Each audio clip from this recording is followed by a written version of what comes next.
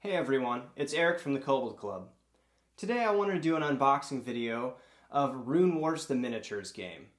This is a new tactical miniatures game that's made by Fantasy Flight Games, and it's set in their own original IP universe known as the Runebound universe. There's a few other Fantasy Flight games that are also set in this universe, such as Descent and the Runewars board game, which is a totally different game. So let's take a look at this game. It's designed by Andrew Fisher, who's probably best known for his work on RPGs. He did the Only War RPG, and he also worked on Star Wars Edge of the Empire, which is a Star Wars-based RPG. So just looking at the box here to start, it's a really cool box because it's double-sided with this artwork. So it's not your typical, components picture on the back. It's two separate pieces of art, and one side is one of the factions that you get in this core set, and that is the undead faction. The other side is the human faction, which is also available in this core set. So this box is basically everything you need to get started with this game and to start building your collection. So let's open it up and take a look.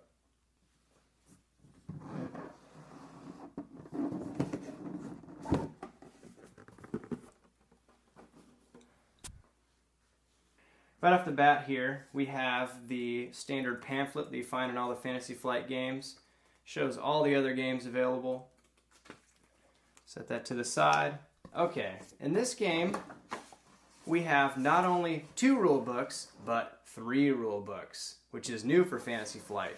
We have the standard Learn to Play, which is the first rule book that you would read, and it just provides the basic rules and kind of a basic game, like this setup for your very first game of Runewars to help you learn all the rules. So it's full colored, very detailed rule book, provides plenty of picture examples. The next rule book is a rules reference. So once you've learned the basic rules, this is something you can refer to. It has a big glossary, and it kind of outlines all of the specific rules for when you play your second game and so on. The third book, which is new to this game, Fantasy Flight usually doesn't do this, and it's kind of a new thing for them, is a lore guide. And this is really cool because since this is Fantasy Flight's own original IP, people don't really have a lot to really go off of. They don't really know much about this universe going into it. So it's kind of hard to engage fans and really get them excited about the themes if they have no fucking idea what's going on. But this book at least tries to explain the different factions, show some artwork, and kind of give some flavor text. Next up, we have punch-out boards. So we'll go ahead and open those off camera here.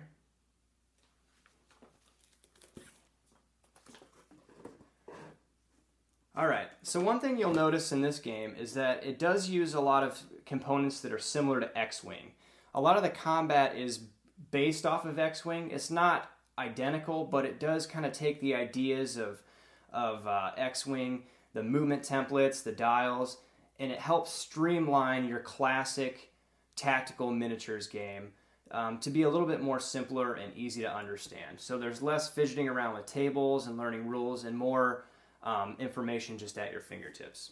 So right off the top here, we have a range ruler, which is kind of similar to X-Wing. It has a little notch here for figuring out certain things in the game. We have all the dials here. Each dial has 2 slots. So you're going to have 2 different dials. One that's going to kind of tell you what action your guys are going to take, and the other one on the right that's going to provide a modifier to that action. So there's plenty of dials, one for each unit in the game. There's also different status tokens, wound tokens. The status tokens are called boons and banes. There's also a few pieces of terrain we start seeing here. So here's just kind of a basic terrain piece, and I'll just kind of zoom in so you can see that. Just a 2D terrain piece, double-sided. Move on to the next thing here. This board we have a giant piece of terrain, which is a forest, which there are specific rules in this game for terrain that are actually really cool and streamlined. So it takes the ideas of terrain from other war games and makes it a lot easier to understand, and you don't have to look up what's going on as much as you would another war game. So we have a few other dials, another piece of terrain, some more tokens. These here are to kind of box in your starting area so you can figure out where your deployment zones are.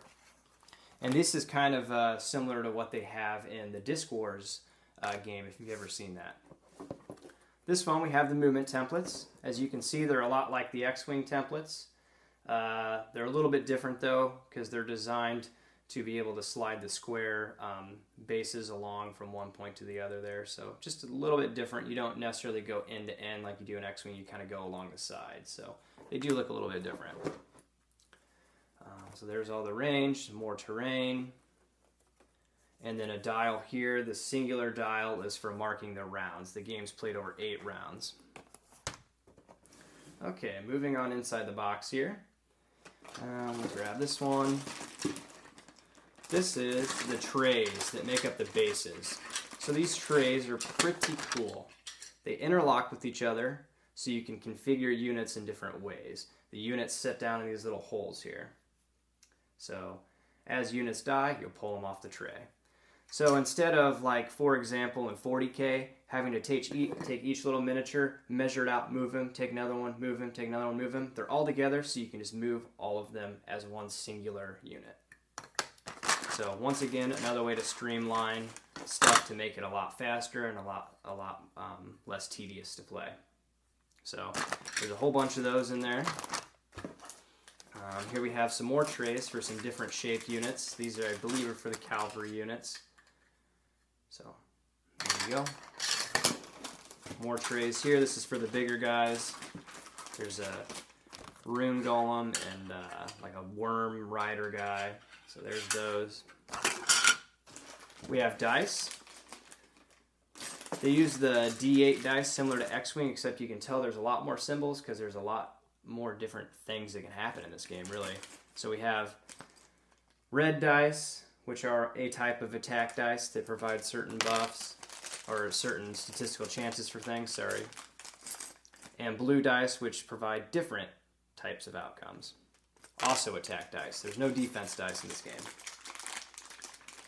There is these big, I think this is a 12-sided dice that have a bunch of different things. These are little bases for the dials, so you can set them up and pop one in so you can see how that works. I believe it goes like this. So then your dials would be here, and you can set them on the table, and your opponent can't see them, but you still can. You can kind of set them by your guys out there. And these little black things, just like X-Wing, are for putting the dials together. All right, let's keep moving on.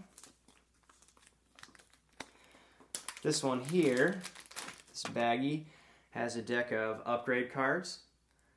So in the more advanced rules, you'll be able to apply different upgrade cards, just like X-Wing, to make your units do different things, change your strategy around. Here are different cards that apply different status effects on units. These are like panic effects. So you'll play those on guys and it will kind of change what they can do. So for example, this one says confusion, it receives a stun token, while this one says it receives 1 immobilized token. So different panic states that cause various effects. Negative effects, I think, mostly. And in the last baggie, we have more cards. So basic player aid that gives you information on the modifiers. Here we have, these are all mixed together. So different player aids here. These here are different objectives. So once you get past playing the first basic game, you can play games that have different objectives. Not just necessarily killing the other team, but trying to score different objectives, hold different points, so on and so forth. These are different setups. So instead of just setting up your guys across the table from each other, you may have different deployment zones, and the battlefield might be kind of arranged a different way to start. There's also the cards that give all the stats on the individual units. So this backside here is for when you're building units. It tells you the cost point-wise. I think you can have up to 200 points in a game. It tells you how many trays you can use and what upgrades you can have. The opposite side is just your basic info on what that unit does, its special abilities, its stats, defense, wounds, and then what dice it rolls for attacks, what types of attacks it does. So there's one for each of the units in the game there. We also have the cards that are used to decide what terrain you're going to put on the board. Also what bonuses or negative effects that terrain is actually going to cause. So you would set this to the side of the board when you're playing so you can remember what the terrain does. And I think that's all the different types of cards there, and they're all kind of jumbled together. So something is missing. Something very important. I think maybe we should lift this up. Ah, there we go. The meat of the game. Tons and tons of miniatures. So we have each of the two armies here. So let's go ahead and crack one of these open and start taking a look at them. So let's take a look at some of the miniatures. I haven't glued them together. I just kind of have them sitting together, just kind of fit together. Here's the golem. You can see just how detailed they are. It's really nice. We got a spearman here. And there's a bunch of each of these. I'm just kind of showing one of them. Oh, this guy, his head fell off. There we go. There's one of the cavalry guys. Cavalry, I'm sorry. I know somebody will comment about that. There's one of the undead warriors. There's an undead guy with an axe.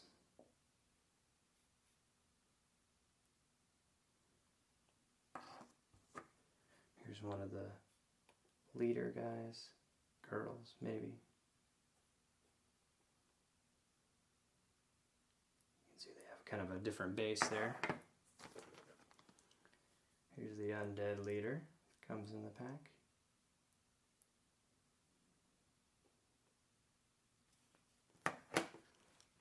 And of course, the Worm Rider guy, which is just one of the coolest damn miniatures you could possibly ask for in a game like this. That is just incredible looking. So yeah, and then there's just baggies upon baggies of more guys that you have to put together and paint if you want to. I'll definitely be painting these. I'm not good at painting, but there's a bunch more guys, and then all the other stuff I have sitting over here. So, a lot of different miniatures. I think the game's value is great. When it first released, it was like $100. Right now on Amazon, as of August of 2017, it is $71. So go get this while it's still cheap. I don't know why it's running that price, but definitely if you want to get this, now is the time. So there are also a bunch of expansions coming out. There's going to be 4 different factions, the 2 that you see here, and then a faction of elves, and then a faction of, like, I don't know what they are, demon guys or something. So yeah, that's pretty much it. That's all the stuff that comes in the Runewars miniatures game base set. We are going to put all these guys together. I'll show you guys with pictures on Facebook and Twitter what it all looks like when it's all together and set up. We're going to try out a game, see how we like it. I did demo it at Gen Con last year, and I can tell you the mechanics are very sound. It's going to be a really fun game. So thank you guys for watching. Make sure to like, comment, and subscribe. Check us out on Facebook at facebook.com/Kobold Club and on Twitter at Kobold Club. And once again, thank you guys for watching, and I'll see you later.